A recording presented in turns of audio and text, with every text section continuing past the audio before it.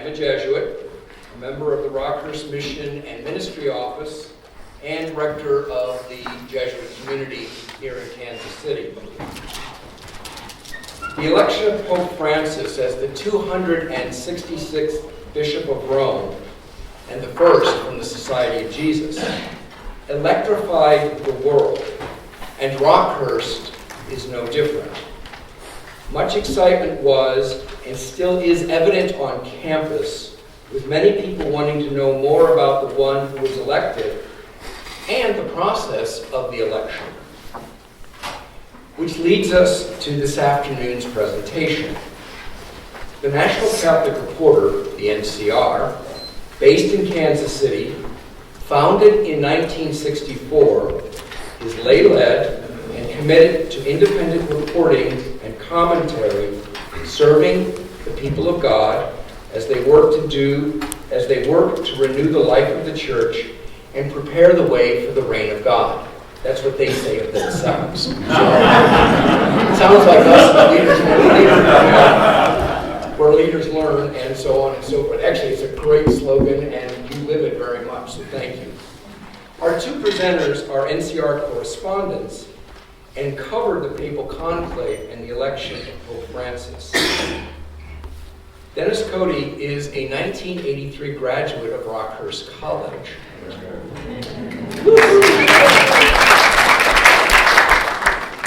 He earned a master's degree in journalism from Marquette University, another little Jesuit school down the road. Worked for diocesan newspapers in Kansas City and Joliet, and was part of the Catholic worker movement. His relationship with the NCR began in 1999 as a contributing correspondent from Bangkok, Thailand, where he was stationed. There he met his wife, Gerarsi, and he married in 1994 in Bangkok, and where their 3 sons were born. He came to Kansas City as NCR website coordinator in 2003, and in 2012, Dennis was named editor of the National Catholic Reporter. Joshua McElwee is a graduate of Catholic University of America and was a congressional staffer in Washington, D.C. So he worked on the Hill. Lots of secrets, right? Well, he joined the NCR in 1999 and has reported for the paper from around the world, including Japan, Kenya, and the Vatican. Last year, he was a finalist for the magazine News Religion Reporter of the Year Award. Josh is a member of Holy Family Catholic Workers Community in Kansas City. He notes that while in Rome, he enjoyed the pasta, but thought it could never quite measure up to, quote, silver can special, close quote, cooked up right here on Truce over at the Catholic Worker House. There you go. We won't tell the Italians. I am delighted and honored to welcome Dennis and Josh to Rockhurst.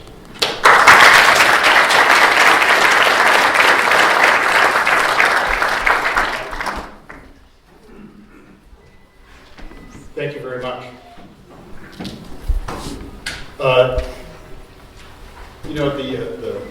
The image here is St. Peter's Square. Let me know. Josh and I have done this a couple of times. We kind of walk around, so we're not used to a stationary mic. So if we're fading out and you can't hear us, just kind of hold your hand up and we'll adjust. But the image here is St. Peter's Square in Vatican City, and the story that we want to tell you, for us, it begins on February 23rd. That was the last day of Pope Benedict's, it was his last Angelus. And that's when we arrived in Rome and began our coverage. But the story actually begins a little bit earlier than that, on February 11th. The story begins for me February 11th at 5 o'clock in the morning. I was in bed. I got a phone call, and it was my boss and publisher, Tom Fox, who says, I've got a reporter from KNBC Radio on the phone, and they're asking for a statement about the resignation of the Pope. Do you know anything about this? I said, I have no idea what is wrong with this. So I got out of bed, checked my cell phone, and I had a message from our Vatican correspondent, John Allen, in Rome. He was in Rome at the time. So I called John. I said, John, what's going on? And John said in a very whispered voice, he says, the Pope resigned. I'm at a press conference. I'll call you later. And hung up. I called Tom Fox, told him, confirmed it, so he could tell the radio station it was true. And then I got on the website and started typing our first news story, which consisted of basically the headline, Pope Benedict resigns. And that's how it began. And that began kind of a fast race that didn't stop until about a month ago. And this is, to give you just a little bit idea of where we are, what's happening is that Vatican City is basically confined to this space right here, a little bit back this way. But that's it. The rest of this is Rome. And so Josh and I checked into a hotel right here, the Columbus Hotel, on February 24th. And basically, we spent the next 3 weeks walking back and forth from here to here. This is the St. Paul, or Pope Paul VI Center, where there's a temporary press headquarters set up in the basement of this building. And so we would walk back and forth. It's about a 15-minute walk if you're not hurrying too fast, and if the crowds aren't impeding your traffic. But that was kind of our world for the next 3 weeks.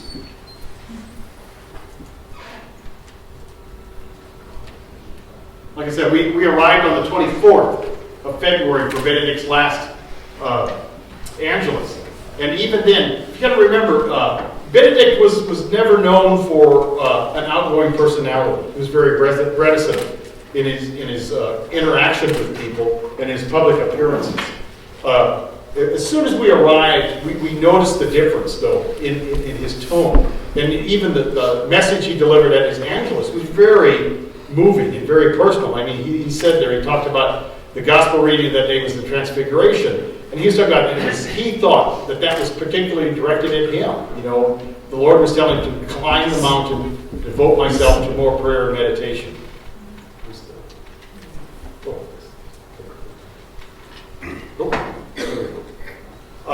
And then that attitude became even more pronounced as the days went on. At his farewell and his last general audience on Wednesday of that week, you know, he spoke about his 8 years as Pope, and he talked about, it felt like he was on the Sea of Galilee with Peter and the apostles and Jesus. You know, some days the catch was plentiful and the days were sunny and they were enjoying themselves. But there were other days, moments, he said, that were not easy. He says, there were also times when the water and the wind were rough and the Lord seemed to be asleep in the boat, Benedict said. He described his papacy as a great weight on his shoulders. So again, the Pope, who had never kind of put himself out there personally, was connecting with the crowds. And it was very evident in the people and their responses to him. This little sign here, the little girl holding the sign, non sole solo. You are not alone, is what it says. And that was the message that the people were trying to convey to him as he left the stage.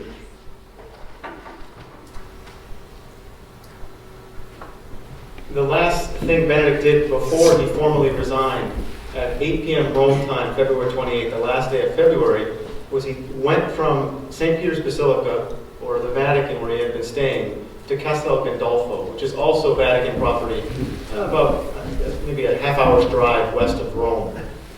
And I was there in the square at that moment when he was getting in the helicopter preparing to leave. And you have to imagine, St. Peter's Square, first of all, it's not a square, it's an ellipse. But it's about a good 3 city blocks wide. And so when you go down to the square to see an event, you can kind of get a sense of how many people are there just by imagining that scale.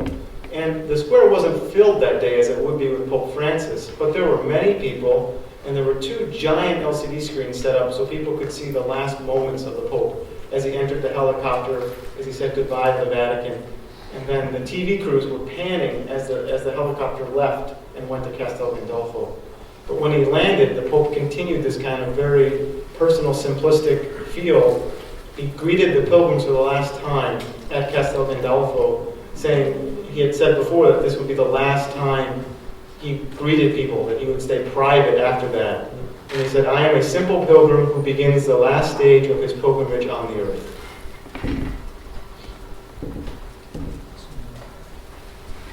So that was Benedict's exit. That brings us to the real reason we were there, and that was the election of the new pope.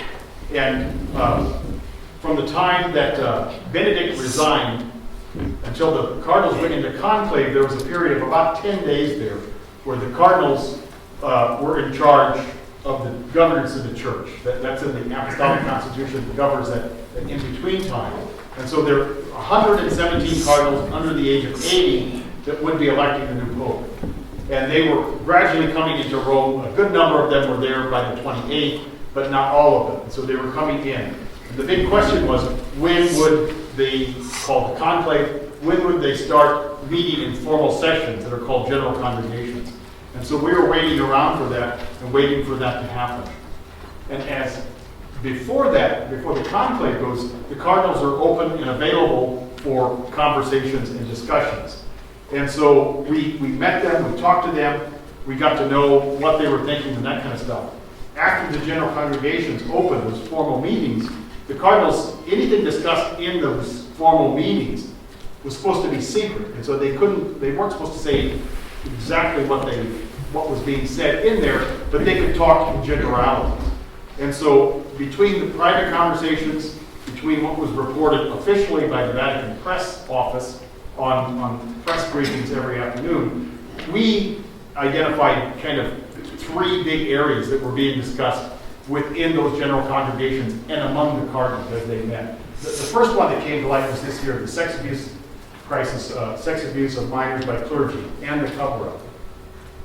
This happened even before Benedict resigned. If you remember, at the end of January, Los Angeles Cardinal Roger Mahoney, Archbishop Emeritus of Los Angeles, the Archdiocese lost a decade-long court battle that forced them to release several tens of thousands of court documents, affidavits, testimonies, correspondence between the cardinal and his lieutenants about how they handled various cases of sex abuse by minors and how they handled the clergy. And what the documents showed very clearly is that Mahoney tried to hide some of those priests, tried to shield them from civil prosecution by shifting them from parish to parish, by moving them out of state, various methods to keep them away from the law or out of civil court.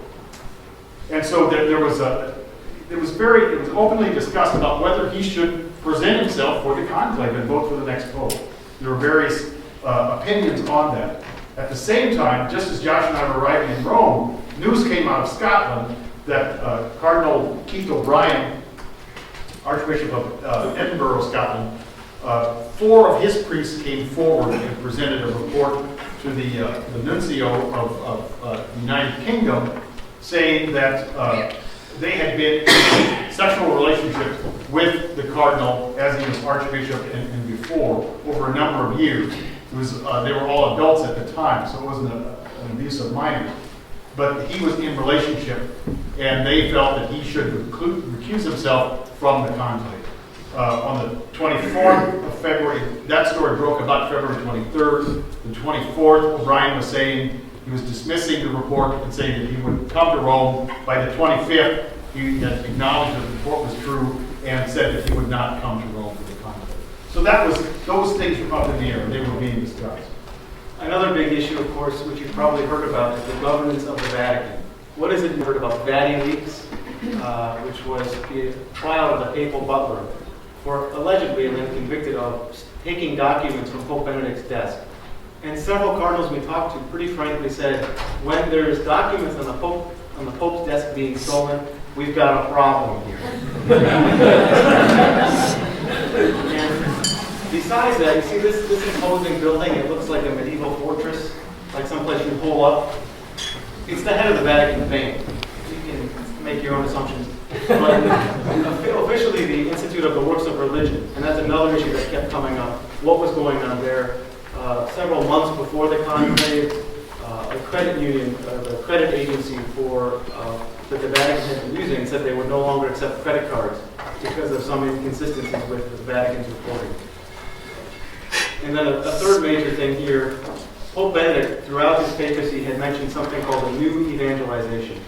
which we take to mean that there's obviously a difference in people who are active in the Western Church in Europe and North America than there had been in the past. And what does that mean? And is there a growth of the church in Asia and Africa? How does that all fit together? One thing I want to make sure, I think Josh made a good note that the idea of this Vatican governance also included in there was that long-time permanent correspondents that are in the Vatican, you know, that cover it day to day, every day, and been there for years, they were telling us that they have never seen the Vatican offices in such disarray as they've seen in the last couple of years. And what they were talking about was things like infighting between the offices, where this group of people in this office were not talking to this group of people in this office because somehow bureaucratic toes had been stepped on. There was allegations of contracts that were let because the Vatican State it's a city-state. It operates. It's got to build roads and construct things and repaint buildings and stuff like that. There were contracts that were let without proper bidding procedures. And so there were allegations that certain people were making huge amounts of money on projects that should have been financed for much less money, things like that. So again, all of those kind of things were incorporated in this idea of governance of the Vatican, and the next pope had to be someone that could get a handle on those kinds of issues.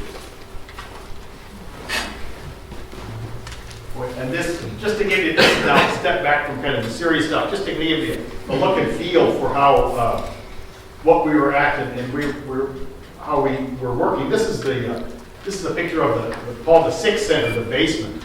And up above, we've got another picture you'll see a little bit later. Up above, the cardinals were meeting in their sections.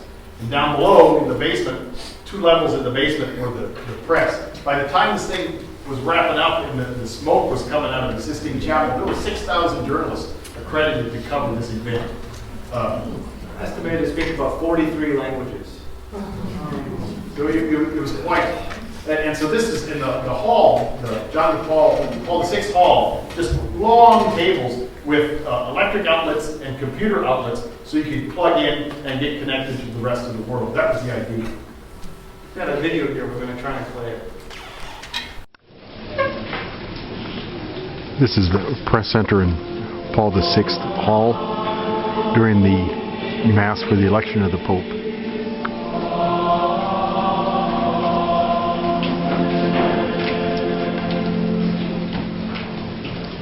Ecce agnus Dei, ecce qui tollit peccatum mundi, beati qui accenavani invocati sunt. Domine nostrum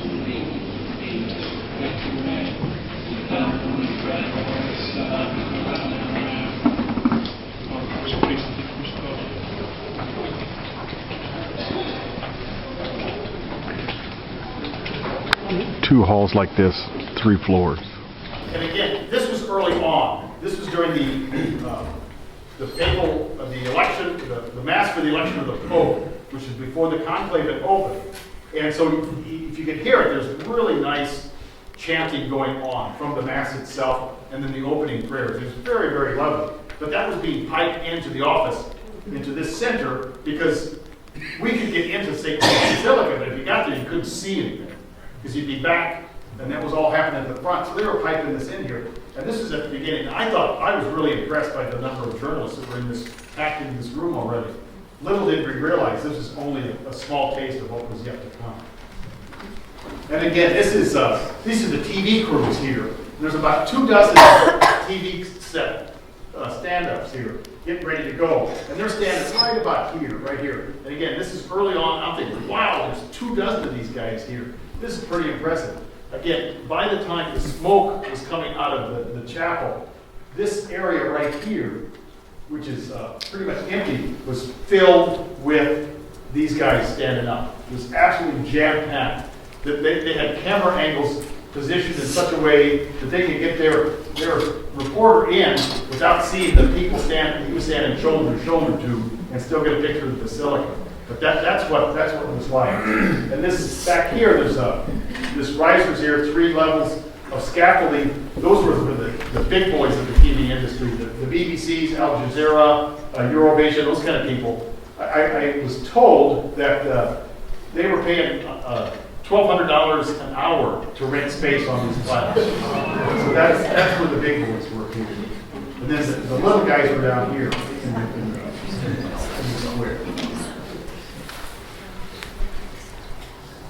Now, part of this whole deal is in the time between when the Pope resigned and then the conclave starts, there's 115 cardinals milling about Rome who are going to elect the next Pope. And so lots of media people want to know what they're thinking. And I know you think NCR is so high and mighty and amazing that we don't need to get into the fray, but we were down there with the rest of them. And I know you got this image of Rome, but it was cold and rainy, I swear. And we didn't want to be there. But so you see here, there's a couple images of what it was like. The cardinals would go into the Paul VI hall for their congregational meetings, and all the media would camp outside. And so many of the cardinals came in with guard to push the media away. Some over here, like John Onaikin from Nigeria, was waving, hi, how you doing? And then part of it was the cardinals, as they were in Rome going to the meetings, they were also doing other things. And so this here is Austrian Cardinal Christoph Schönborn from Vienna. And we had gotten word that he was going to say Mass one night at a small church kind of in central Rome. And, you know, why not go? So we went, and one of my images from the conclave is being at the Mass, seeing Christoph Schönborn there, and we're gathering after the Mass. We're trying to see if we might be able to corner him, ask him what he's thinking about the conclave, what he's looking for in a new pope, all these things. And of course, we get shunted aside. And I'm there with Dennis, and the image I have is Dennis won't take no. He waits around for the cardinal at the altar, and ends up walking down the aisle with Christoph Schönborn. I look like two people getting married. We're walking out. They had just been married. But he was able to interview the cardinal, and one thing he got the cardinal to say is that it's a time of thirst for the church. Yeah, the question I put to him was, what's the mood inside the conclave? What's the atmosphere like? What are you experiencing? And then this is what he says, he says, it's a time of thirst in the church. And I pushed him on a little bit more, and I said, well, what, can you explain that a little more? What are you guys talking about? What's happening inside there?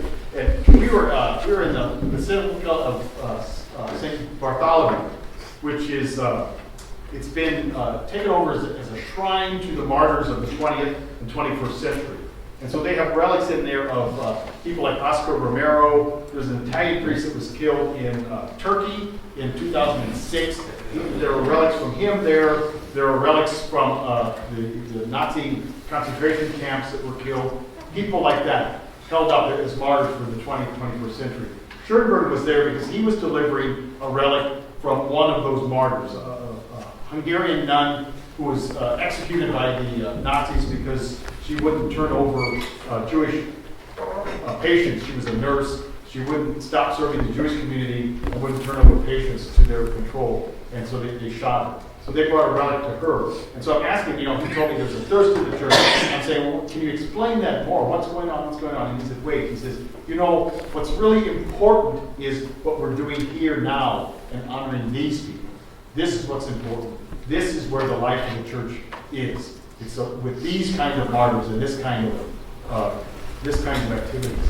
And so that was the image that I took and the words that I took for the rest of the time I was in Rome. It really kind of affected me on a very personal level, that was what he was about, and that was what he was trying to bring today. Now, there were a couple small problems with the Vatican's treatment of the International Press Corps. One of which you may know that the part of the conclave is that it's entirely supposed to be secret. So they lay out a blanketing device over Paul VI Hall where there can be no cell phone and no Wi-Fi. So they're in the upper chamber here during their congregational meetings, and us press are in the basement with no cell phone or no Wi-Fi. You can imagine that that's a bit of a problem. Eventually they got hard lines and all that. But part of it also is the Vatican is used to dealing in Italian. It's geographically inside Italy. Most of the people who cover it on a daily basis are Italian reporters. And it took them a few days to start translating everything into other languages. So here we see a Jesuit priest named Federico Lombardi, who's the Vatican spokesperson normally. But they also brought in 2 other spokespeople. This here is a Canadian priest named Tom Rosica. He operates a Canadian television network called Salt and Light. So part of their job was to translate what was going on, to be open to international press. And by the time the conclave was ending, there were 6,000 journalists of 43 languages from all around the world. And you can imagine what that's like. And part of it, too, is during the general congregation meetings, the press can't be inside. They don't know what's going on. All they're getting are the reports from these 2, or the 3 of them, talking about what had been said, but nothing specific. And so, for the Americans, this was a problem. So you have, for 2 days, 3 days. For 3 days, the American cardinals present, there are 11 of them, decided to hold press conferences. So you've got 2 here, a picture. This is Cardinal Sean O'Malley from Boston, and this is Cardinal DiNardo from Galveston, Houston, and Texas. And they were open to having press briefings for the press. And you've also got to imagine that of the 6,000 journalists, 4,000 or so are TV journalists, which means they need something for the TV. They need something. So by the time this was getting into its 3rd day, nearly every TV journalist was coming because it was the only time they could depend on getting a cardinal who was going to be in the conclave saying something about what was going on. Yeah, the first night they held it was the night that Benedict resigned. And they were in the auditorium at the North American College. Some of you may have been there and know what that is. And so that first night, Josh and I were there. John Allen was there from our team, and maybe a half dozen other journalists and maybe 2 TV crews. By Wednesday night after the conclave opened, the auditorium was filled, and there were TV crews, because they're, again, like Josh said, they're desperate. They have to have some kind of image to put on the TV. Our print guys are lucky. I mean, we got the words, we just got to put them out on either computer screen or the paper.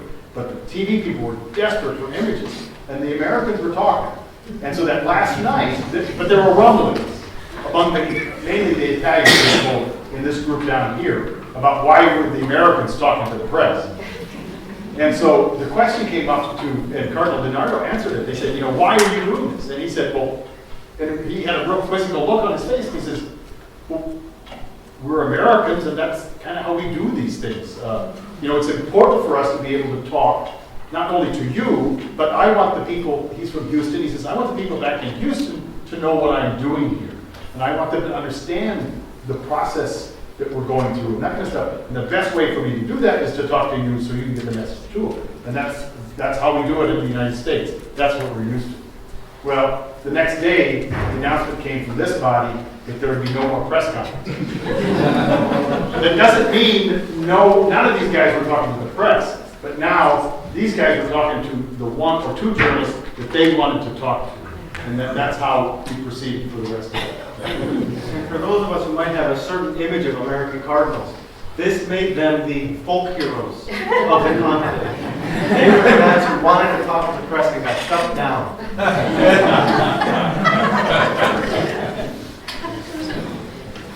Part of this whole deal is Tom Rosica, the Canadian, the priest who was serving as an English language, Spanish language, French, and some German interpreter, was pretty smart. He knew that if you want good press coverage, you treat the press nice.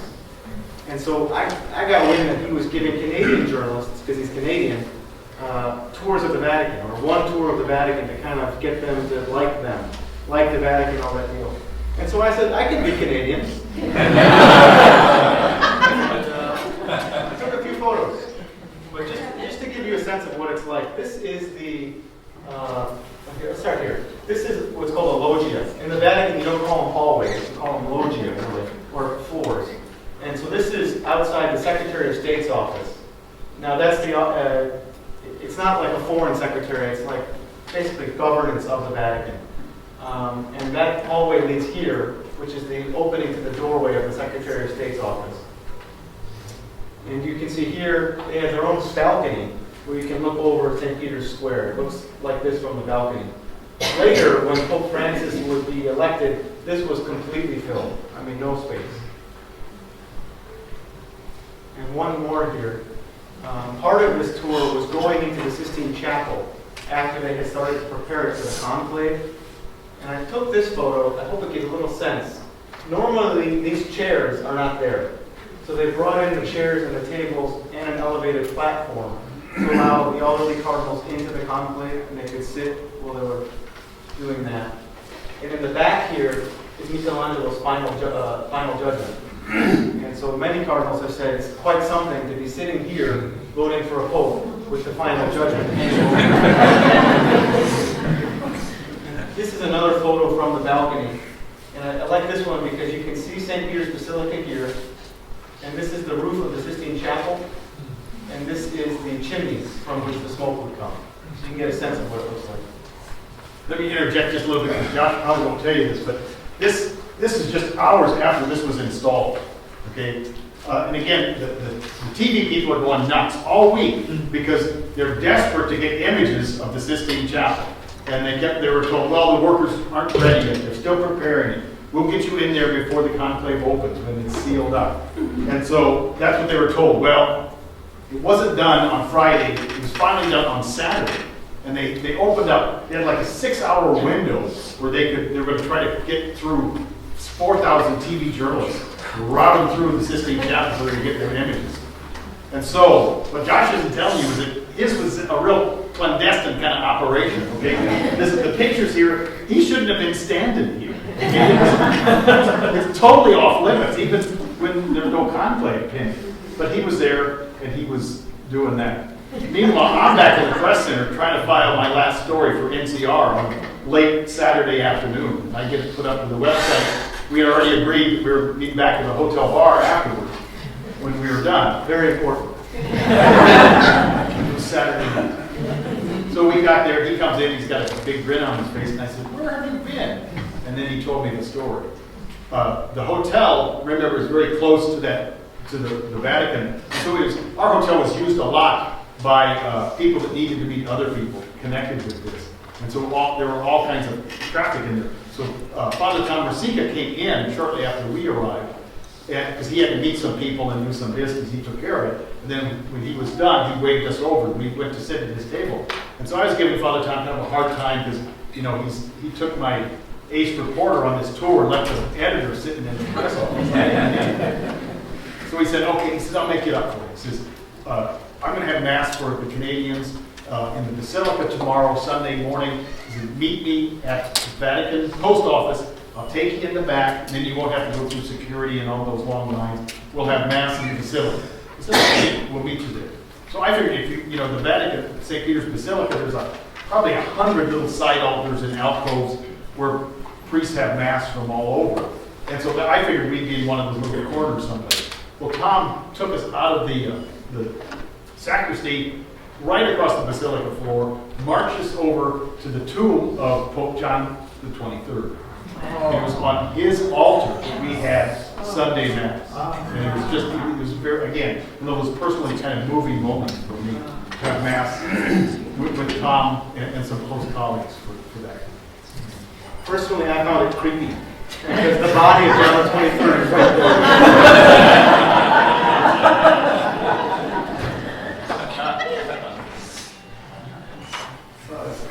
So we're at the conclave is opening now. All the cardinals who are to elect have all arrived. They've had their private meetings. They've had their long suppers together.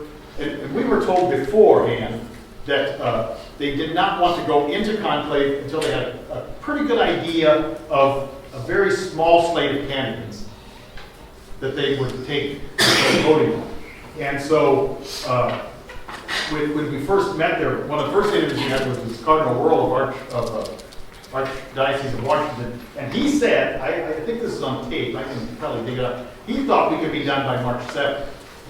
A full week before we were done. Yes, a full week before we went into conclave. But anyway, they said they did not want to go until they had a small slate. But as the conclave opened, what they were telling us is that small slate did not exist. They could not come to even a semblance of consensus. And so going in, the anticipation was that this could be a long conclave. conventional wisdom, they were telling us that if it came in the first couple of days, it would probably be this man who was be elected, Angelo Scola, an Italian from Milan. He is an Italian, so he knows how the Vatican runs, but he's not a Vatican insider. And so the thinking was that he could come in and straighten things out. He could fix things that were broken and get the church back on track. That's what. If he was elected, that's what he would bring. Next one, Oleo Sure. He's from Brazil. He's Brazilian, but he spent most of his ecclesiastical career in the Vatican. He's only been back as Archbishop of São Paulo for a short time. And so the thinking was he was probably the number 2 candidate. And if the Vatican insiders prevailed, that he would be the number 2 man. He would be elected. If neither of these two could pull together a credible number of votes, the default would be this Marco-elect, a Canadian religious order priest, spent time in Latin America as a missionary, Archbishop of Quebec for some time, and now very powerful as the prefect of Congregation of Bishops. He's the guy that puts together the final list that the Pope approves to be bishops all across the world. So everyone knows him. So he was the fallback candidate. And they owe him.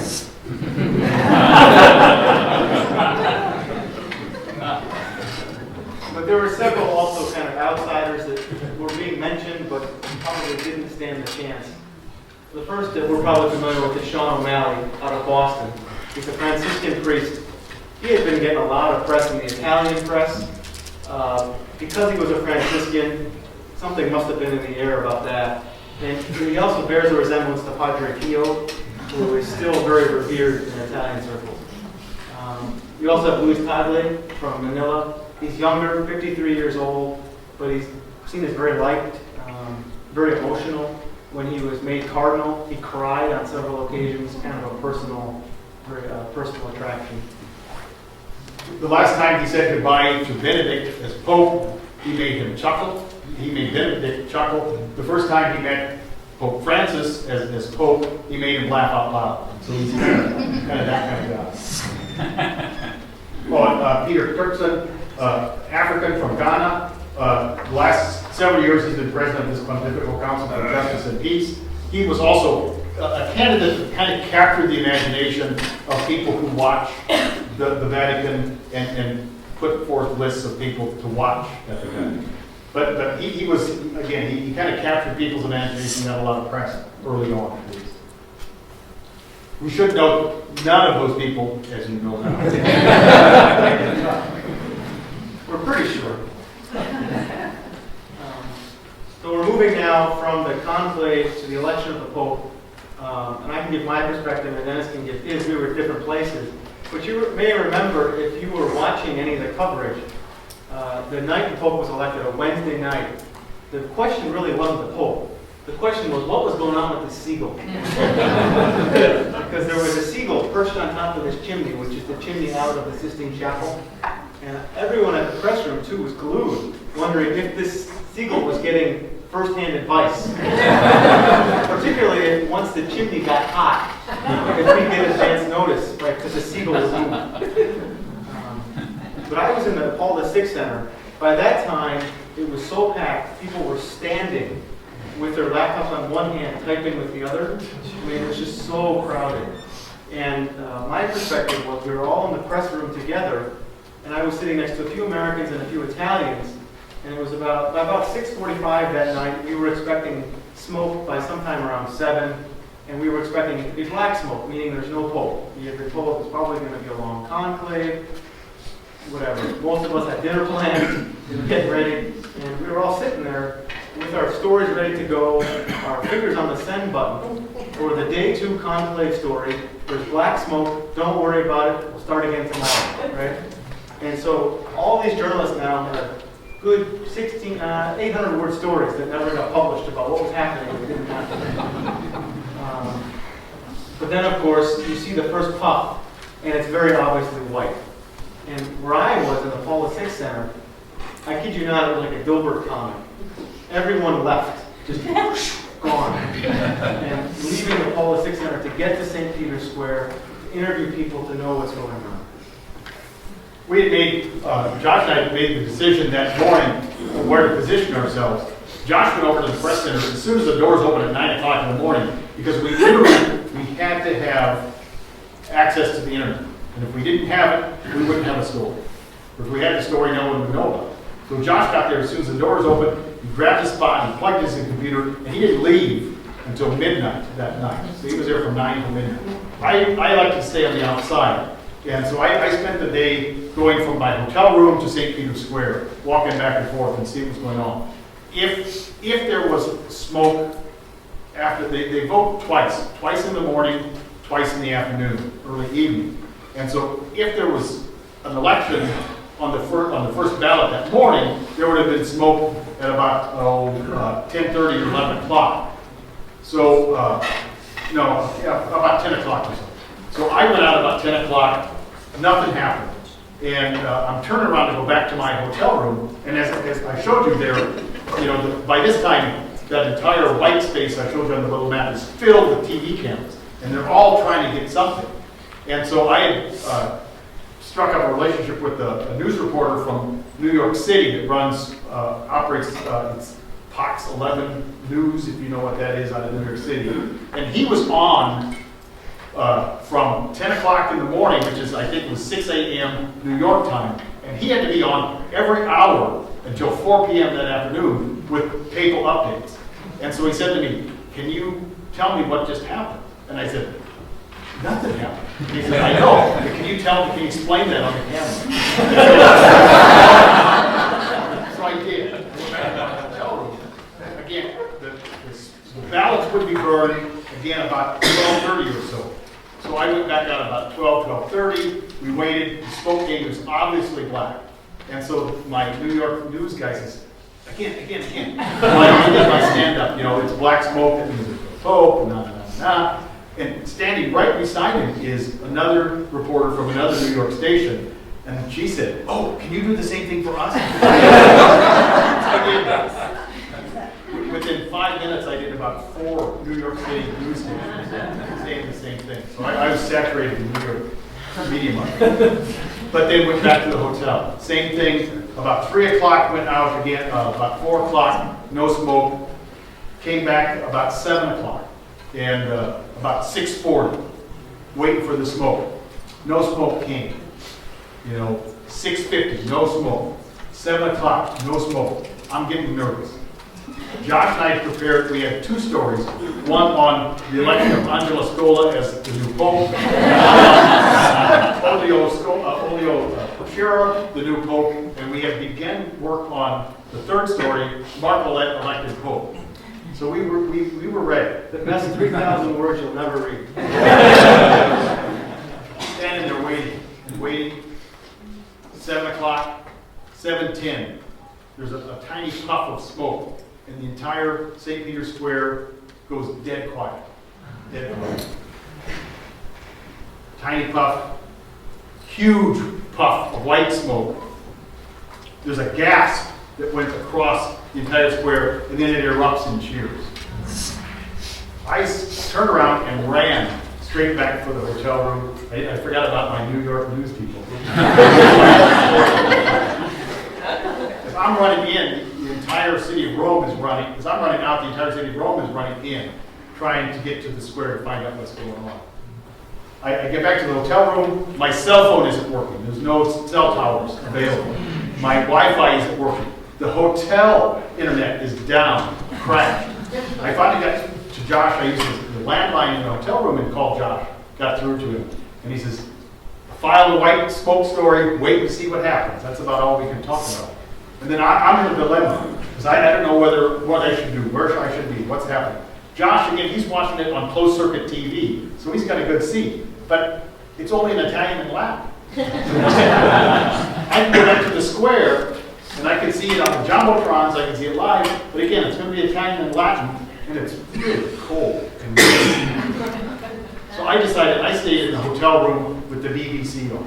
I opened the window so I could hear everything that's going on just right down the street. And that's when we saw Francis the man who would be announced as Francis coming.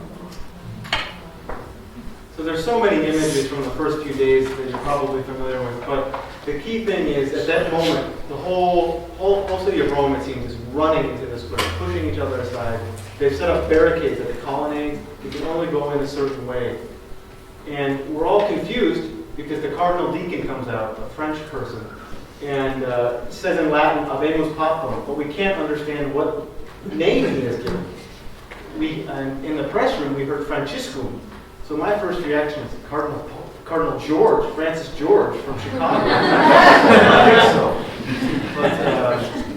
But the only people who got it in the press room were some Spanish speakers who erupted in applause.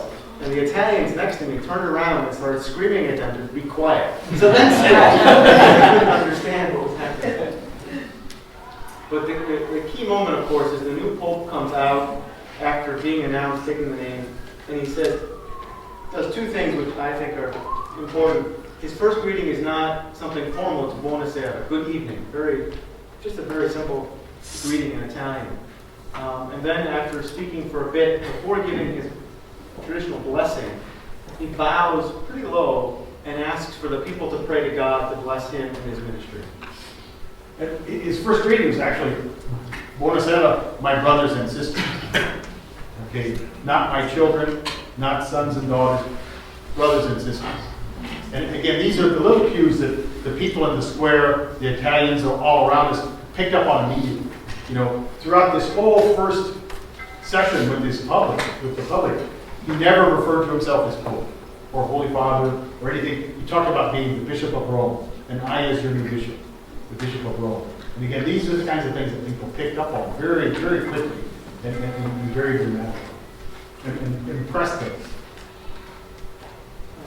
Again, so much has been said, but one thing that struck us, the Saturday after he was elected, so the Pope was elected on a Wednesday evening, and the last few popes, the Saturday after that or some day after that, have had an audience with the journalists who had come around the world to meet to cover the conclave that elected them.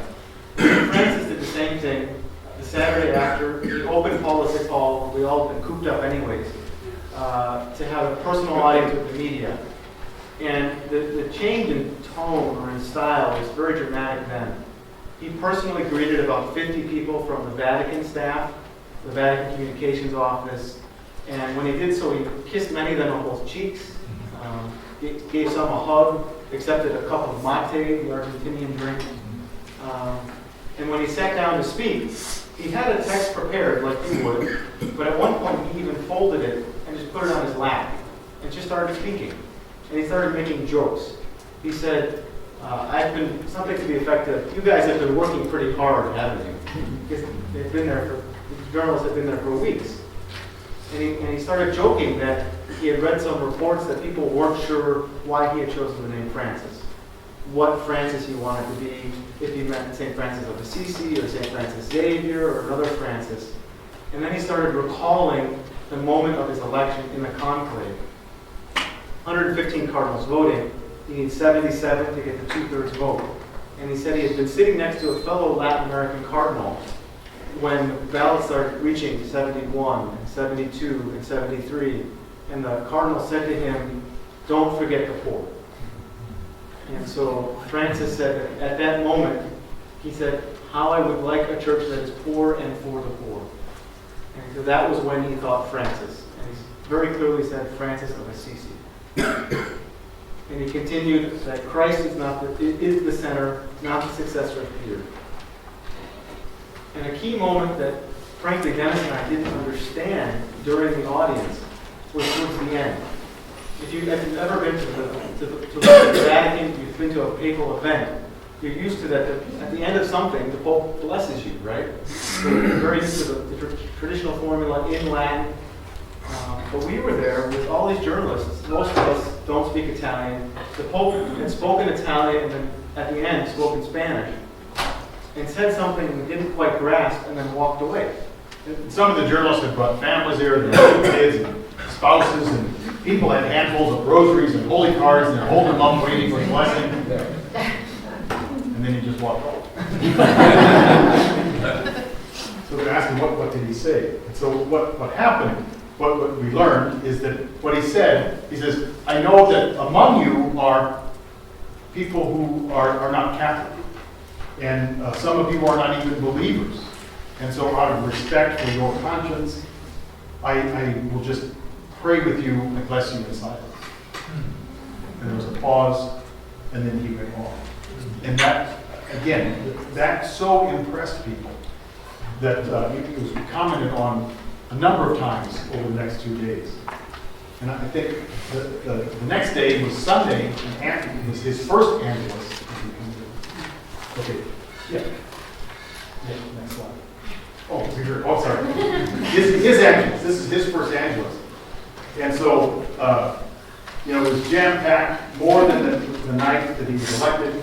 I was standing here. This is a little video clip. It's not very clear. You can't hear it, so we won't play it. But it gives his blessing there.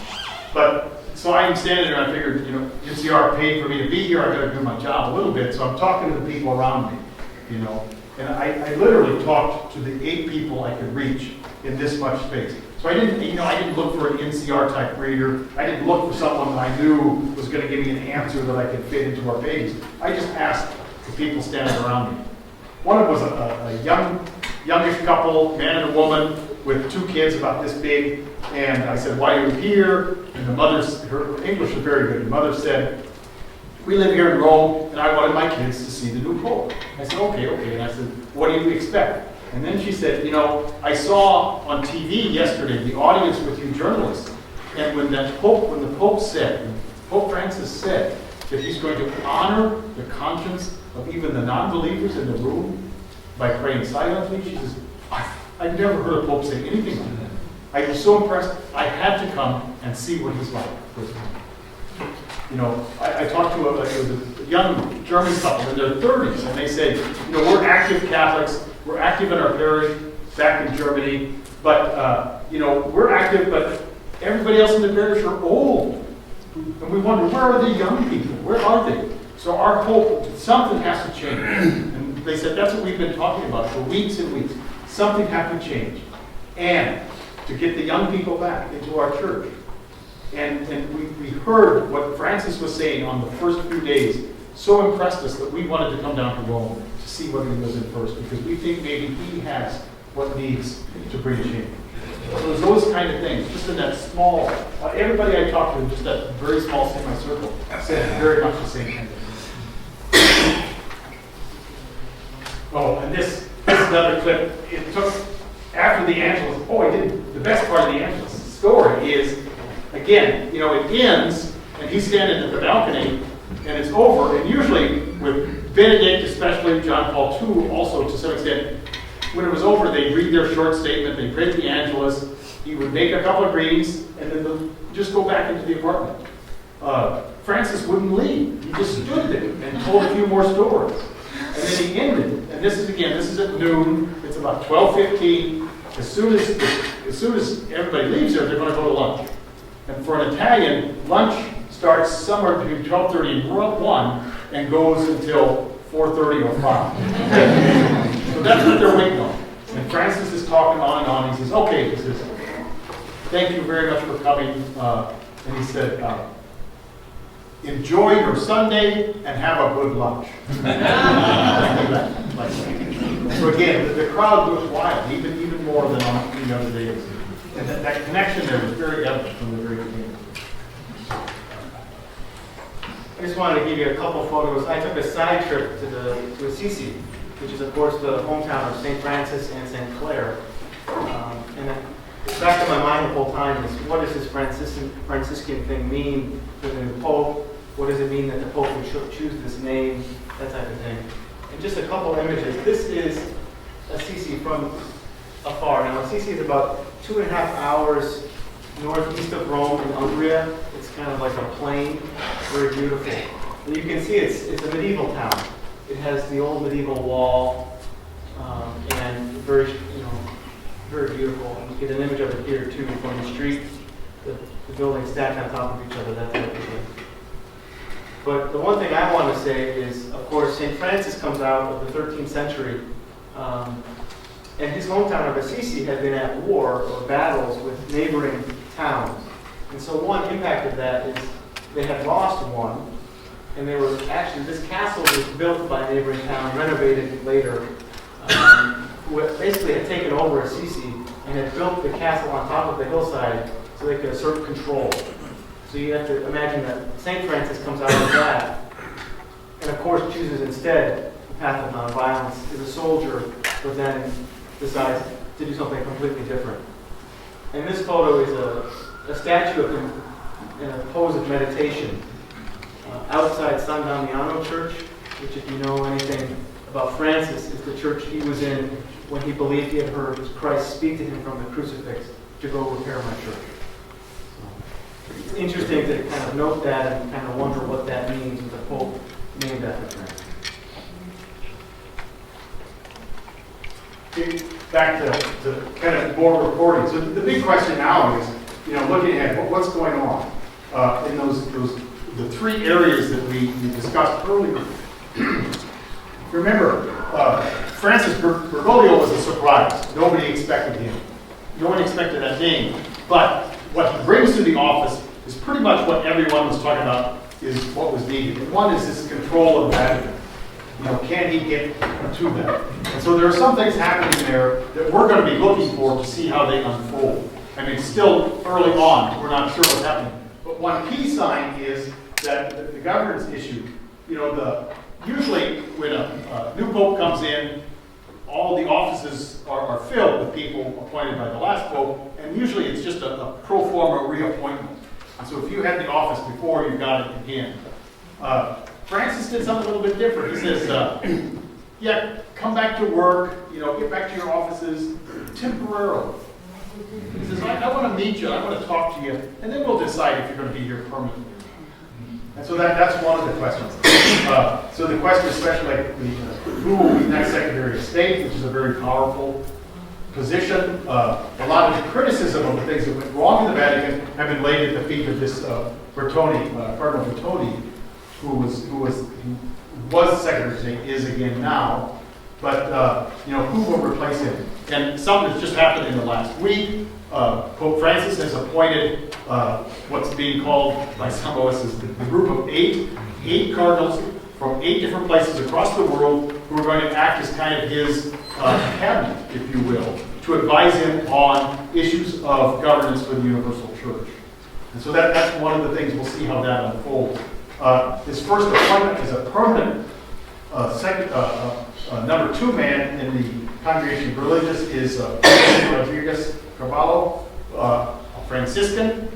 Josh knows more about it than I do.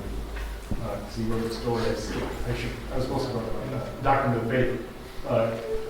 Gerhard Müller, who is currently the prefect of the Congregation of the Doctrine of the Faith, the office that Benedict held when he was Cardinal Ratzinger. Cardinal Leveda, formerly of San Francisco, who has just left the office. He's new. We don't know what he's like. We don't know what his agenda is. We don't even know if he's going to be reappointed. And of course, one thing that all popes control is appointment of bishops. They have the final say in who gets appointed where. And in the U.S., there are several things open. You made the first 2 appointments the Pope made were to Dubuque and Wichita. So this is the new Archbishop of Dubuque, who will be installed shortly and was formerly the Bishop of Wichita. Key question is, who will become the new Bishop of Chicago? This is Francis George, who is now 77, 2 years past when bishops normally retire. And the key question is, who will Pope Francis appoint to Chicago? What will it look like? What will they do? And just another sampling. You may know this person, Archbishop Salvatore Cordileone, formerly of Oakland, was moved to be Archbishop of San Francisco. So that's another seat that's open. Archbishop Cordileone is known a little bit for a brash style. And so it'll be interesting to see who they appoint to the seat where he used to be and what that kind of means.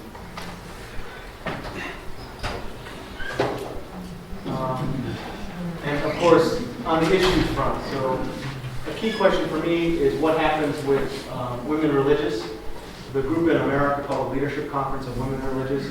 So we spoke a little bit about the Congregation for the Doctrine of the Faith, which of course sharply criticized this group last year, put it under the control of 3 American bishops.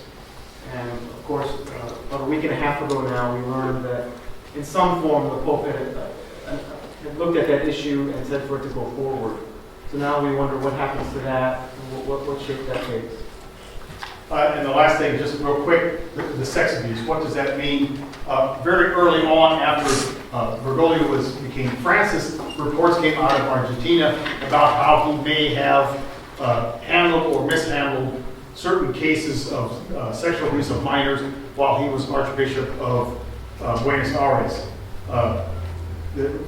Our editorial in the paper, which you can find over here on the table, you leave, addresses that. And we're saying that we're, in some sense, that we can declare, it's time to declare at least a small victory of the church, because the idea of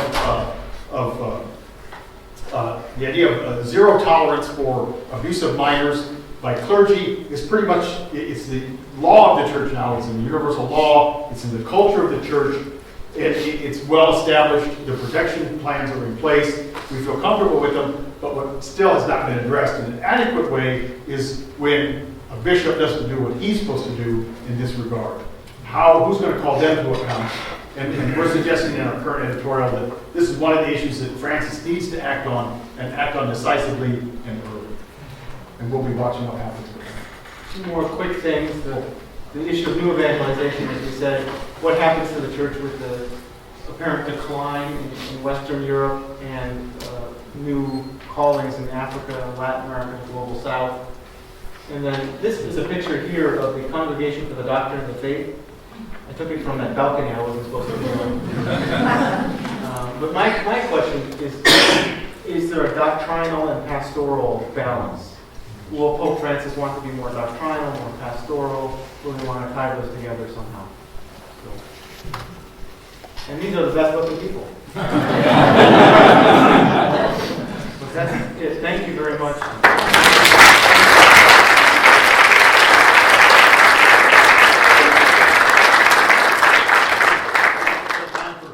There's time for a few questions, of course. Where's school? It's curious. I was shocked with my own Jesuit roots of the fact that this Pope is a member of the Society of Jesus. What conversations or reflections did you hear while you were there? I can tell you a Rockhurst related Jesuit story here. A very good friend of mine is a Jesuit priest with the California province, teaching at Boston College now. And he actually on March 13th, day of the election, at 3 o'clock, he has the Jesuits you have to have a meeting with your provincials every year. I forget what you call that. Manifestation. He was scheduled for that at that time. And so his provincial said, do you want to do this? Do you want to hold off? He said, well, let's just go ahead. And so they just finished, and they said, well, let's turn on the TV, and what happened? See what happens. And it's white smoke, and they wait, and they realize, and my friend, the Jesuit priest, says, oh, not a word you want to pronounce in front of your provincial. But, so that's kind of encapsulates a little bit of what the reaction is. And there are some questions about it. You know, Bergoglio was not on the best of terms within his own province because of past history, and when he was provincial there, and the difficulties in Argentina. But as I understand, a lot of that has been reconciled in the last few years, and they've come to some kind of understanding, a better understanding of those times and each other. So that's one aspect of it. I think it seems that the fear of a Jesuit takeover the church, I think that's probably not the past. But so I didn't hear much of that. And yet, probably the biggest question is the idea that he's a religious order priest. And religious order priests are different and bring a different culture, different understanding of the priesthood to that office. And so that I think that's going to be, and that part of that is what we're seeing now unfold. Yes? Regarding that papal cabinet, the Gang of Eight, I know they don't meet until October for the first time. I'm sure there's a lot of offline meetings. But how long is it supposed to last? Or is it another permanent level of bureaucracy? What is their term, that group of eight? Don't know. I mean, there's never been anything like it that we know of. There's still, we were told that they've had several phone calls, Francis with each member and members among themselves and all together. They've been in phone conversation and probably email exchange and stuff like that, but they haven't met formally. A lot of that will be hashed out in October. Yes. The conclave, in terms of the election, one of the things that struck me was the fact that some people wanted the conclave to begin right away so they could have the election like on March 7th or whatever you guys said. And how do you vote for somebody when you don't know them? You know, it struck me is part of the thing where they get together and they just talk about the church for a while, get to know each other? Well, before they entered the conclave, they had these general congregation meetings where any cardinal could speak on any issue. And they weren't, until the last couple of days of it, they weren't given any guidelines. No time limit, no geographical limitation or anything. But when we were speaking to Cardinal World, that was right before Pope Benedict resigned. And I think what some cardinals would say is that they're now more connected in more ways than they have ever been in the past. There had just been a synod on the new evangelization last year. Most cardinals were known for that. Many of them speak to each other between things now in email. But on the other side of that coin, there'd be a lot of cardinals who say we don't get together enough. There's not enough time. So I think you get differing viewpoints. And that was one of the things that had to be hashed out, was we were told that there was a certain faction that was pushing to get this done, to get it done fast. And again, we were told that the advantage there is that, you know, the people who know each other best are the people already in the Vatican or within the, close to the Vatican in Italy, and so their person could come forward. And that's probably why Scola was the #1 candidate for such a long time. There's a very handsome man over here asking questions. I've heard a lot about NCR over the years. I'm just wondering, what do you think makes NCR special or unique, and why should anyone here want to purchase it? I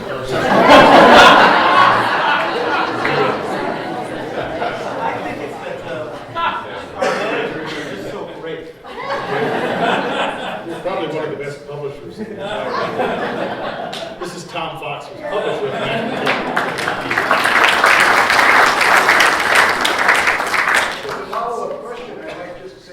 the price of admission is to walk out with one of these NCRs and then to subscribe if you're not already subscribed.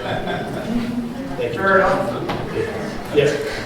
You said that the chap who became Pope wasn't listed, discussed as a possibility, but didn't John Allen suggest that he might be one of the John is inhuman, first of all. He wrote 23 such predictions. 23 different people? Yes, he was able during the time before the contest, somehow, between being on CNN and writing for NCR, to write 23 long pieces about who might be. He was one of 23. You know, you had the list of or pictures of people who were front runners. Do you have a feeling that people wanted to be Pope or running for it, or would be reluctant, I'll do it, I'll serve, but I don't particularly relish it? You know, Tom, can you answer? Tom's got a great little story about Cardinal Schoenberg standing in St. Peter's Square. Right. Can you, because he asked if these guys really want to be Pope. Can you tell him that? This is, I would tell him, but Tom's here so he can tell. No, this was about, I think 8 or 10 years ago. I was in St. Peter's Square. It was about 11 o'clock one evening, and it's beautiful to walk out there, and there was a full moon, and I was with John Allen and my wife, and so it was the point that I was with my wife made it romantic. John Allen less so, but we were walking around, and then we saw one figure. It's the only other person in the square at the moment and so that person was standing next to Bernini Fountain. So we walked up to him, and as we walked up, it became closer. This was clear. As we got closer, it was clear that this was indeed Schoenberg. And so he was just gazing up, like admiring the whole place, and he was looking up at the papal apartments where the light was on.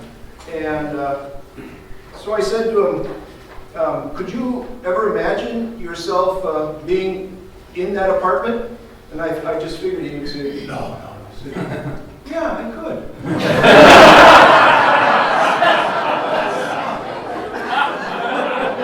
got to give it to him for honesty.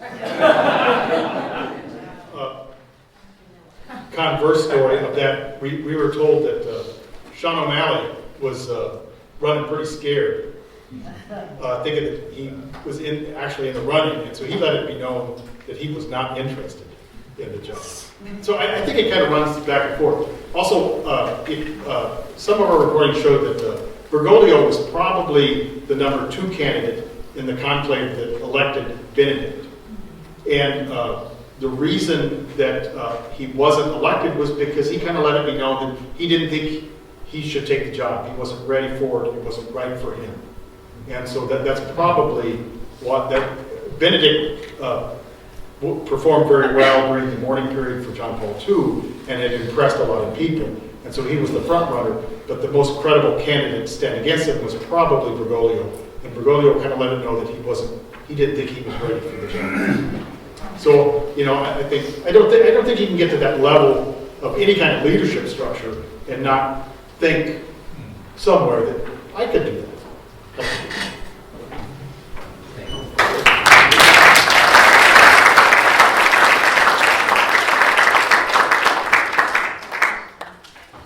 I suspect we could go all evening, but I think we all have places to go and, as they say in Italian, cena to eat dinner. So, on behalf of the university and our president, Father Tom Kern, I wish to thank you, Dennis and Josh. This has been terrific, and we are thrilled that we had a phone call from Tom Fox, so thank you.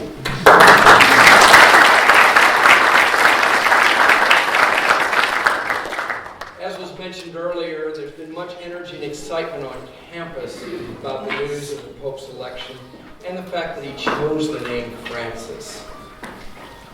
It's also for us at Rockhurst a particular thrill because, like Francis, we want to build the church. We want to be in the city for good. We want to be a place where leaders learn. And so the fact that Pope Francis is setting such a wonderful example for us of being open and friendly and buonasera and so on and so forth certainly, I think, challenges us in the best way to find out how we can serve and be part of this great enterprise called the Kingdom of God. So thank you each for participating. And now I want to introduce our head of campus ministry, our director, Maureen Henderson, who has something for us. Thank you, Father. On behalf of Rockhurst University, we would like to present you with a small token of our gratitude for coming over here. This has just been great, Josh and Dennis. It's just been very exciting, and it has been, like he said, on campus, it's been exciting. So we welcome all of you to continue this conversation as long as you'd like. Outside, we have a reception set up with some snacks and refreshments. And anyone that would be willing to stay, I'm sure these gentlemen all would. And like Tom had said, please pick up all these papers and everything. I'm sure they're likely not carrying you back to the office. So thank you all very much.